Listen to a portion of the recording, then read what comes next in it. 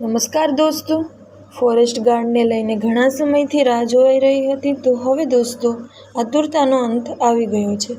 તો final answer key કે જે 1, 2, 3 અને હવે ચોથી આન્સર કી પણ આવી ગઈ છે. તો મિત્રો હવે તે ફાઇનલ રહેશે અને હવે પછી કે જે ફાઇનલ રિઝલ્ટ પણ 23 જુલાઈ સુધીમાં આવવાની સંભાવના છે.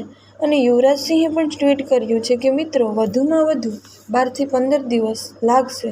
તો મિત્રો આ મહિનાના અંત સુધીમાં ફાઇનલ નોર્મલાઇઝેશન સાથેનું રિઝલ્ટ પણ આવી જશે. તો તે આવ્યા બાદ જિલ્લા વાઇઝ મેરિટ પણ બનશે અને તમે જે જિલ્લામાં સૌથી વધુ માર્ક અથવા તો કેટેગરી વાઇઝ પણ સૌથી વધુ મેરિટ બનશે અને સૌપ્રથમ કુલ જગ્યાના 8 ગણા ઉમેદવારને ફિઝિકલ માટે બોલાવવામાં આવશે. એટલે કે અંદાજિત 6500 ઉમેદવારોને ફિઝિકલ માટે બોલાવવામાં આવશે અને સીટ છે એ ના ભરાય તો બીજો રાઉન્ડ પણ મિત્ર ફોરેસ્ટ ગાર્ડની ભરતીમાં બહાર પડે છે, એટલે ચિંતા કરવાની જરૂર નથી. તો હવે મિત્રો ફાઇનલ આન્સર કી આવી ગઈ છે.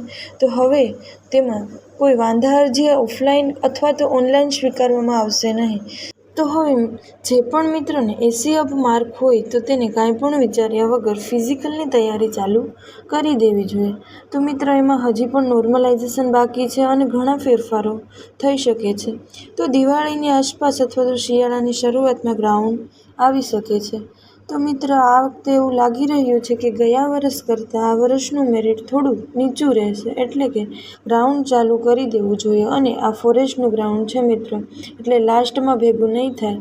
100એ 4 થી 5 લોકો પાસ થાય છે. તો મિત્રો એવું પણ કહેવામાં આવ્યું છે કે ગુજરાતમાં 4 ગ્રાઉન્ડની પસંદગી થશે. અને આના સિવાય પણ જો મિત્ર કાંઈ પ્રશ્નો હોય તો કોમેન્ટ સેક્શનની અંદર કોમેન્ટ કરી અને પૂછી શકો છો. તેનો જવાબ તમને 100% મળશે.